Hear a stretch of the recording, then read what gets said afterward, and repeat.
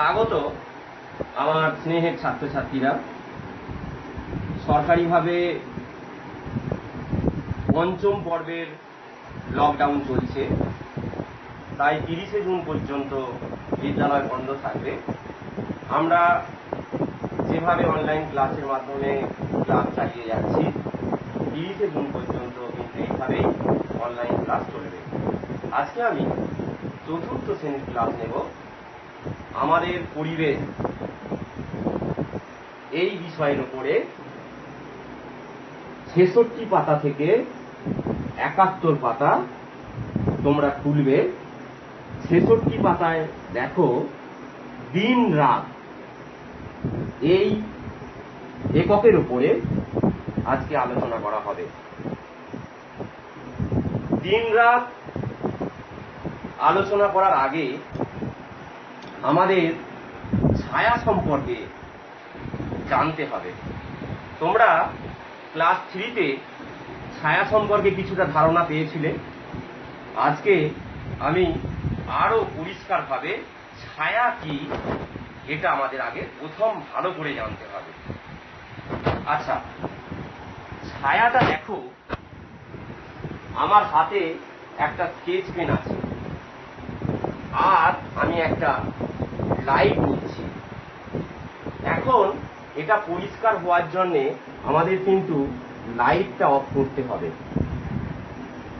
আলোটা অফ করলাম, তাহলে তোমরা দেখো আমি স্কেচ পেনটা ধরেছি আর তাতে আলো ফেলছি।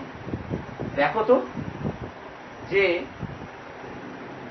এই স্কেচ পেনটাতে আলো পড়ার সঙ্গে সঙ্গে পেছন দিকে দেখো একটা অন্ধকার অংশ তোমরা দেখতে পাচ্ছ তো? এই যে দেখো বোর্ডেতে পড়েছে। এই স্কেচ পেনটার পেছন দিকে, ঠিক পেছন দিকে দেখো একটা অন্ধকার জায়গা দেখতে পাচ্ছ।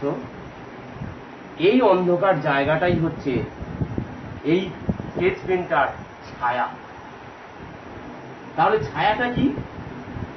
কোনো বস্তুতে বা কোনো পদার্থে বা কোনো জিনিসে যদি আলো পড়ে, তাহলে আলোর বিপরীতে উল্টো দিকে একটা অন্ধকার অংশ আমরা দেখতে পাই, সেটাই হচ্ছে ছায়া।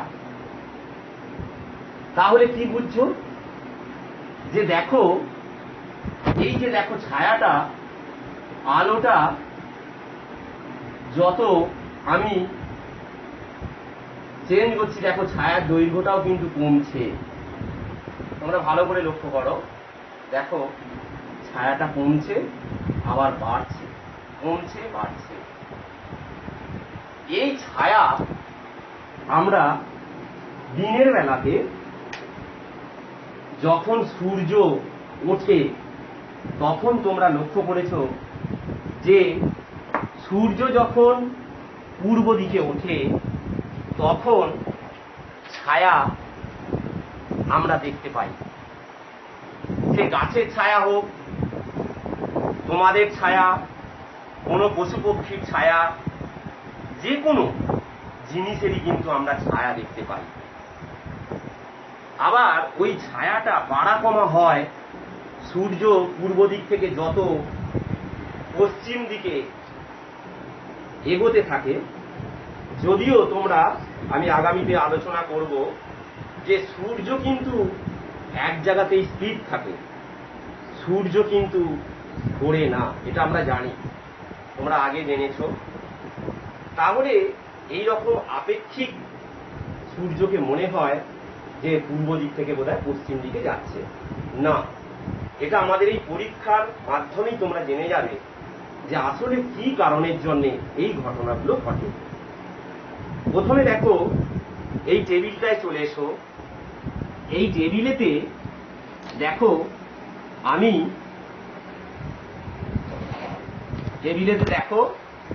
একটা পেনদানি রেখেছি। এবার এই পেনদানিটা পেন এবং পেন্সিল আছে আর আমি একটা লাইট নিচ্ছি। যদি এইটাকে আমি পূর্ব দিক ভাবি, এই টেবিলটাকে, আর এই দিকটাকে যদি পশ্চিম দিক ভাবি, তাহলে তোমরা লক্ষ্য করো আলোটা আবার অফ করতে হবে। তাহলে দেখো পেছন দিকে ছায়া পড়ছে, এই যে দেখতে পাচ্ছ ছায়াটা পড়ছে। এইবার আমি যদি টেবিলটাকে আস্তে আস্তে এগিয়ে নিয়ে যাই পশ্চিম থেকে পূর্ব দিকে, দেখো কি ঘটনাটা ঘটছে। টেবিলটার দিকে এবং ছায়াটার দিকে তোমরা লক্ষ্য করো, দেখো তো, দেখো তো কি পরিবর্তন লক্ষ্য করছে। যখন ঠিক পূর্ব দিকে ছিল তখন কি অবস্থায় তোমরা ছায়াটাকে দেখেছো। যখনই সূর্যটা দেখো, এই লাইটটা দেখো একইভাবে আছে, যখনই দেখো ছায়ার তোমরা লক্ষ্য করছো ছায়াটা ক্রমশ কিন্তু ছোট হচ্ছে। আবার একবার দেখো যখন আমি আনছি তখন দেখো ছায়ার পরিবর্তন ঘটে যাচ্ছে, লাইটটা কিন্তু একইভাবে আছে। আবার একবার দেখাচ্ছি, দেখো আমি লাইটটা একইভাবে ধরে থাকবো, তোমরা লক্ষ্য করো এইভাবে যদি ধরি, দেখো এই যে ছায়াটা, এই দিকে ছায়াটা। এবার আমি পশ্চিম থেকে পূর্ব দিকে নিয়ে যাচ্ছি, দেখো কি হচ্ছে, ছায়াটা ক্রমশ ছোট হচ্ছে, ছোট হচ্ছে, ছোট হতে হতে ছায়াটা ওই পেনদানির সঙ্গে যেন মিশে যাচ্ছে। আবার যখন এই দিক থেকে ফেলছি, দেখো ছায়াটা দেখো তার উল্টো দিকে পড়ছে। যখন লাইটটা পূর্ব দিক থেকে ফেলা হচ্ছিল তখন পশ্চিম দিকে তার ছায়া পড়ছিল। পশ্চিম দিক থেকে যখন ফেলছিলাম তখন দেখো ছায়াটা পূর্ব দিকে পড়ছিল, আর যখনই তার ঠিক মাথায় এলো তখনই লক্ষ্য করো ছায়াটা যেন তার সঙ্গে মিশে যাচ্ছে। তাহলে তোমরা এই জিনিসটা লক্ষ্য করলে। এখানে তোমাদের বইয়েতেও দেখো ৬৬ পাতায় যে ছবিটা আছে সেই ছবিটা লক্ষ্য করলেই বুঝতে পারবে। দেখো এটা পূর্ব দিক, পশ্চিম দিক, সূর্য দেখো আছে, একটা মেয়ে দাঁড়িয়ে আছে। যখন দেখো সূর্য, মেয়েটা এই দিকে যখন ছিল তখন সূর্য পশ্চিম দিকে, যখন মেয়েটা এই দিকে পশ্চিম দিকে দাঁড়িয়ে আছে, পূর্ব দিক থেকে দেখো ছায়াটা তার উল্টো দিকে পড়েছে পশ্চিম দিকে। এইভাবে দেখো মেয়েটা ক্রমশ স্থান পরিবর্তন করছে, পড়ে পড়ে আসছে, এখানে দেখো, এখানে, এখানে, এখানে। তখন দেখো ছায়ার দৈর্ঘ্য কিন্তু পরিবর্তন হচ্ছে, আবার বাড়ছে। যখন সূর্য ঠিক মাথার উপরে, দেখো ছায়াটা সব থেকে কম, ছায়া সব থেকে ছোট, ছায়ার দৈর্ঘ্যটা। তাহলে এটা একটা ঘটনা তোমরা লক্ষ্য করলে। এটা কেন হচ্ছে এটা আমাদেরকে জানতে হবে। না, আমাদেরকে জানতে হবে যে পৃথিবী ঘুরছে সূর্যের চারপাশে, সূর্য কিন্তু এক জায়গাতেই স্থির আছে। তাহলে আমরা কেন বলি যে সূর্য পূর্ব দিক থেকে পশ্চিম দিকে যাচ্ছে? আসলে তা না, পৃথিবী পশ্চিম থেকে পূর্ব দিকে ঘুরছে বলেই, মনে রেখো, পৃথিবী পশ্চিম থেকে পূর্ব দিকে ঘুরছে বলেই এইটা মনে হয় যে বোধ হয় সূর্য পূর্ব দিক থেকে পশ্চিম দিকে যাচ্ছে। তাহলে আমরা যদি লাইটটা আমি যখন ফেলেছিলাম, লাইটটাকে সূর্য যদি ভাবি আর টেবিলটাকে যদি পৃথিবী ভাবি, সেই পৃথিবীর ওপরে মনে করো এই পেনদানিটা ছিল, তাহলে পেনদানিটা পৃথিবীর ওপরে আছে। যদি আমরা নিজেকে পেনদানির মতো ভাবি তাহলে পৃথিবীর ওপরে আমরা দাঁড়িয়ে আছি, সূর্য এক জায়গাতে স্থির আছে। যখনই আমি টেবিলটা সরাচ্ছিলাম তখনই ছায়ার পরিবর্তন হচ্ছিল, অর্থাৎ পৃথিবী ঘুরছিল। পৃথিবী ঘুরে বলেই কিন্তু এই ঘটনাগুলো ঘটে। এবারে আমরা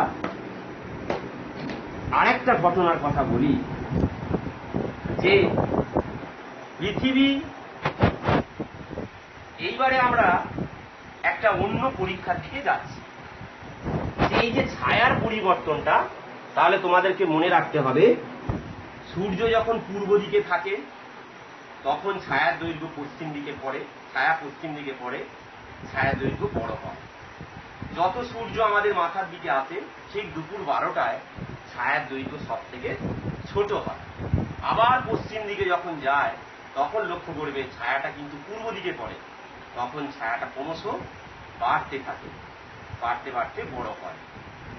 তাহলে পূর্ব দিকে যখন, তখন ছায়ার দৈর্ঘ্য বড় হতে হতে হতে ছোট হচ্ছে, ছোট হতে হতে ঠিক 12টার সময় আমাদের মাথার উপরে আসে, তখন ছায়ার দৈর্ঘ্য সব থেকে ছোট হয়। আবার 12টার পর থেকে, দুপুর 12টার পর থেকে যখন অস্ত যাচ্ছে সূর্য পশ্চিম দিকে, তখন পূর্ব দিকে ছায়া পড়ে, তখন ছায়া দৈর্ঘ্য আবার বাড়তে থাকে। এই ঘটনার পরম্পরাগুলো তোমরা লক্ষ্য করলে এবং মনে রেখো। এইবার আমরা একটা অন্য দিকে যাই, যে আমার হাতে দেখো একটা বল আছে আর একটা লাইট আছে। এইবার তোমরা লক্ষ্য করো, বলটাকে যদি আমি পৃথিবী ভাবি আর লাইটটা যদি বলের উপরে ফেলি, তোমরা লক্ষ্য করো, দেখো তো বলটার ঠিক পেছন দিকে একটা ছায়া পাচ্ছ না? ঠিক তাই। আর বলটা দেখো, যে অংশটা, এই যে দেখো লাল যে কার্টুনের মুখগুলো আছে, যখন ওইখানটায় আলোটা পড়ছে তখন আলোকিত হচ্ছে। এবার যদি আমি বলটাকে ঘোরাই দোলা না লাগিয়ে, তাহলে দেখো তো কি হচ্ছে, ভালো করে দেখো। এই দেখো নীল ছবিগুলো চলে এলো, এবার নীল অংশটা আলোকিত হলো, দেখো দেখো। তাহলে বলটা যখন ঘুরছে, যে অংশগুলো পৃথিবীর, যে অংশগুলো সূর্যের কাছে আসছে, সেই অংশগুলো আলোকিত হচ্ছে, আর তার ঠিক উল্টো দিকে আলো যাচ্ছে না বলে অন্ধকার হচ্ছে। এটা তোমরা লক্ষ্য করলে? ঠিক তাই।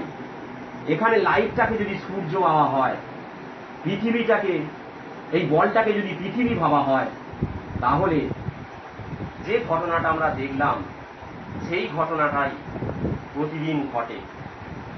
অর্থাৎ পৃথিবী সূর্যের চারিদিকে ঘোরে, দুরকম ভাবে ঘোরে। করকম ভাবে ঘোরে? দুরকম। তোমরা যদি একটা লাট্টু যদি ঘুরতে দেখো, দেখবে লাট্টুটা ঘুরতে ঘুরতে ঘুরতে ঘুরতে সরে যায়। তোমরা লক্ষ্য করেছো কিনা জানি না। এখানে পৃথিবীও তাই দুরকম ভাবে ঘুরছে। দেখো, বলটাকে যদি পৃথিবী ভাবি, বলটা নিজে কিন্তু এরকম করে ঘুরছে, নিজে ঘুরতে ঘুরতে সূর্যের চারপাশে ঘুরছে। সূর্যটাকে যদি এটা ভাবি, তাহলে দেখো আমার হাতটা দিকে, নিজে ঘুরতে ঘুরতে ঘুরতে ঘুরতে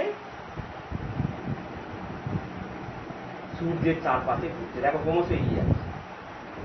তাহলে দুরকম গতি। পৃথিবী যে নিজে ঘুরছে অক্ষে, সেটাকে বলে আহ্নিক গতি।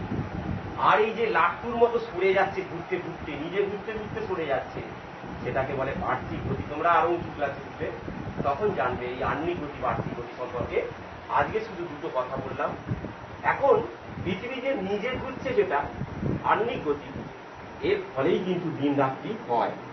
এবার ওই যে দিন এবং রাত যে কথাটা জানলাম, এটা আমি বলে এঁকেছি। দেখো ছবিতে, বোর্ডে দেখতে পাচ্ছ কি না? এটা পৃথিবী এঁকেছি, এইটা সূর্য এঁকেছি। দেখো তো, সূর্যের আলোটা পৃথিবীর যে অংশটাতে পড়েছে, সেই অংশটা দেখো আলোকিত হয়ে আছে। আর যে দিকটায় দেখো আলোটা পৌঁছায়নি, সেদিকটা কি হয়ে আছে? অন্ধকার হয়ে আছে। তাহলে যে অংশটা, পৃথিবীর যে অংশটাতে সূর্যের আলো পড়েছে, সেই অংশ আলোকিত হওয়ার জন্য দিন, আর যে অংশটাতে আলো পৌঁছায়নি, আলো পড়েনি, সেই অংশটাতে রাত্রি। পৃথিবী ঘুরছে, দেখবে তোমরা ভোর হয়, সন্ধ্যা হয়। এই যে এখন আমরা দিন দেখতে পাচ্ছি, এখনো বাজে 8টা। তাহলে এই সকাল 8টায় যখন আমাদের ভোর হয়েছিল, ভোর তাহলে কি না, রাত্রির অবসান এবং দিনের শুরু যে অংশটা, সেই অংশটাতে দেখবে সামান্য আলো দেখা যায়, তারপরে আলোটা আস্তে আস্তে বাড়তে থাকে, দিনের দিকে প্রবেশ করে। কেন এই ঘটনাটা ঘটে? না, পৃথিবী ঘুরছে। যখন ভোর ছিল তখন পৃথিবী একটা জায়গায় ছিল, পৃথিবী তখন যে অংশটাতে আমরা ছিলাম সেইখানটাতে সূর্যের আলোটা কম পড়েছিল বলে তারপরে আস্তে আস্তে সেটা বাড়ছে, আবার ঠিক একইভাবে দিনের পরে যখন রাত্রি হয় তখন কি হচ্ছে না, দিন থেকে রাত্রির দিকে যাওয়ার ঠিক আগেটা, তখন আলো দেখবে কম থাকে, তখন সেই সময় আলো কম থাকার জন্য সন্ধ্যা হয়। তারপরে আবার পৃথিবী সরে গেলে তখন রাত্রির দিকে প্রবেশ করে, তখন সেই অংশটায় সূর্যের আলো আর পৌঁছায় না, তখন সেই অংশটা রাত্রি অন্ধকার হয়ে যায়। এই ঘটনাটা তোমরা লক্ষ্য করবে, যদি তোমার বাড়ির পাশে তুমি যদি পাক খেতে থাকো, যখন তুমি পাক খাচ্ছ তখন দেখবে, যখন তুমি তোমার বাড়ির কাছে ঘুরে আসছো তখন দেখবে বাড়িটাকে দেখতে পাচ্ছ, যখন উল্টো দিকে চলে যাচ্ছ তখন কিন্তু আর বাড়ির দিকে দেখতে পাচ্ছ না। এই ঘটনাটা তোমরা বাড়িতে পরীক্ষা করবে, যে যখন পৃথিবীর কাছে, পৃথিবীর যে অংশটা সূর্যের কাছে আসছে তখন সেই অংশটাতে আলো পড়ছে বলেই দিন হয়, আর যে অংশটাতে তার উল্টো দিকে পৃথিবীতে সূর্যের আলো পৌঁছায় না বলে রাত্রি হয়। এই ছবিটার দিকে তোমরা লক্ষ্য করলেই বুঝতে পারবে। তাহলে এই ঘটনাগুলো পরপর আমি বললাম, দিন রাত সম্পর্কে তোমাদের আইডিয়া হলো। শুধু একটা কথা মনে রেখো, পৃথিবীর আণবিক গতির জন্যই কিন্তু এই দিন রাত্রিটা হয়। তোমাদের আজকে যেটা বোঝালাম সেটা তোমাদের এই বইয়ের মধ্যে আছে। এইগুলো দৈর্ঘ্য সবচেয়ে ছোট ছায়া, এই ছকটা পূরণ করবে, এখানে যে ছকটা আছে পূরণ করবে। দিন রাত্রির যে ঘটনাগুলো বললাম সেটা এই যে দেখো ছবির মাধ্যমে সব করা আছে। তোমরা 66 থেকে 71 পাতা ভালো করে পড়লেই আজকের পড়াটা পরিষ্কার আরো হয়ে যাবে, আমি যেটা বোঝালাম। তাহলে এখানেই আজকের ক্লাস শেষ করছি।